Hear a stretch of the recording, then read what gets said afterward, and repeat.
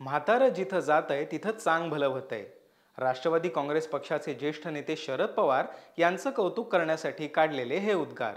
राजकारणाचा 60 वर्षांपेक्षा जास्त अनुभव असलेले पवार यावर्षी महाराष्ट्राच्या विधानसभेच्या निवडणुकीत मात्र अपयशी ठरले. एरवी विरोधकांना कात्रजचा घाट दाखवण्याची भाषा करणारे शरद पवार त्यांनीच निर्माण केलेल्या महाविकास आघाडीला वाचवण्यात अपयशी ठरले. काकांच्या तालमीत तयार झालेल्या पुतण्याने राजकारणाच्या आखाड्यात काकांना चितपट केलं. अजित पवारांच्या राष्ट्रवादी गटाने 41 जागा जिंकल्या, तर दुसऱ्या बाजूला काकांना मात्र 10 जागांवर समाधान मानावं लागलं. राज्याचा आणि देशाच्या राजकारणाचा अनुभव असलेले पवार नेमकं कुठे चुकले हेच जाणून घेऊया आज या व्हिडिओच्या माध्यमातून. नमस्कार, मी मुकुल आव्हाड आणि कॅमेऱ्यावर आहेत नितेश काळे. महा MTB मध्ये आपलं स्वागत. पवारांना आलेल्या अपयशाचं पहिलं कारण म्हणजे नकारात्मक प्रचारावर दिलेला भर. निवडणुकीच्या रिंगणात उतरताना मतदारांचा विश्वास संपादन करण्यासाठी सूत्रबद्ध कार्यक्रमाची योजना आखावी लागते. पवारांच्या राष्ट्रवादी काँग्रेसकडे नेमकं याच गोष्टीचा अभाव होता. महायुतीच्या नेत्यांवर शेरेबाजी करत त्यांच्याच क्रियेला प्रतिक्रिया देण्याचं काम शरद पवार आणि त्यांचा गट करत होता. पंतप्रधान मोदींच्या कामावर टीका करण्यातच त्यांचा बहुतांश वेळ वाया गेला. लोकांच्या नेमक्या समस्या काय, त्यांचं समाधान कसं होईल या महत्त्वाच्या गोष्टींना बगल देत राजकारणाच्या आरोप प्रत्यारोपात शरद पवार अडकले. पवारांना आलेल्या अपयशाचं दुसरं कारण म्हणजे महायुतीचा आकलनाचा अभाव. अजित पवार महायुतीमध्ये सामील झाले आणि महायुतीची शक्ती द्विगुणित झाली. महायुती सरकारने शेतकऱ्यांसाठी घेतलेले निर्णय असो किंवा लाडकी बहीणसारखी योजना, निव्वळ प्रचाराच्या जोरावर नाही तर प्रत्यक्षात लोकांसाठी केलेल्या कामामुळे महायुतीचा सर्वत्र डंका वाजला. मुख्यमंत्री एकनाथ शिंदे, भाजपचे देवेंद्र फडणवीस, राष्ट्रवादीचे अजित पवार यांची लोकप्रियता शिगेला पोहोचली. लोकांसाठी काम करणारं लोकांचं सरकार सत्तेवर आलं आहे याची जनतेला खात्री पटली. राजकारण आणि निवडणुकीच्या रिंगणात हीच लोकप्रियता पवारांना हेरता आली नाही. पवारांना आलेल्या अपयशाचं तिसरं कारण म्हणजे धर्मविरोधी लोकांची संगती. संभाजी ब्रिगेड या संघटनेच्या अधिवेशनात ज्ञानेश महाराव या पत्रकाराने हिंदू देवी देवतांबद्दल प्रक्षोभक विधानं केली.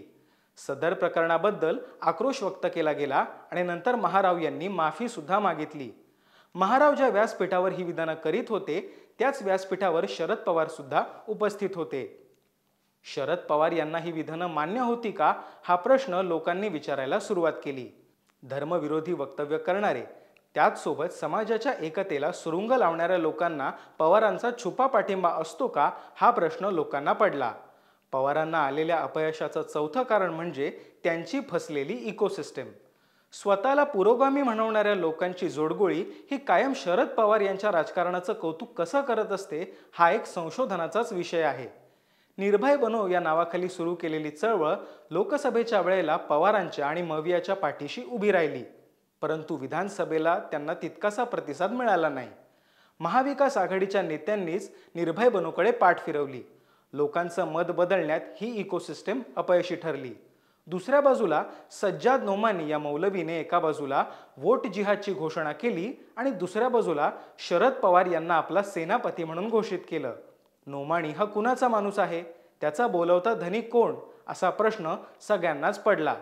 अहिल्यानगरच्या दौऱ्यावर असताना तिथल्या मुस्लिमांच्या एका शिष्टमंडळाने जिल्ह्याचं नाव पुन्हा अहमदनगर करण्याचा प्रस्ताव शरद पवारांच्या समोर ठेवला. निवडून आल्यास हा प्रस्ताव मान्य केला जाईल असं त्यावेळेस पवार म्हणाले. नामांतराला विरोध करण्याचा हा प्रकार पवारांना चांगलाच नडला. पवारांच्या अपयशाचं पाचवं कारण म्हणजे निष्प्रभ झालेलं जरांगे फॅक्टर. मनोज जरांगे पाटील यांनी जेव्हा मराठा आरक्षणाचं आंदोलन सुरू केलं तेव्हा महायुतीला याचा फटका बसेल की काय असा प्रश्न विचारला गेला. परंतु काळाच्या ओघात मराठवाड्यातील चित्र बदललं.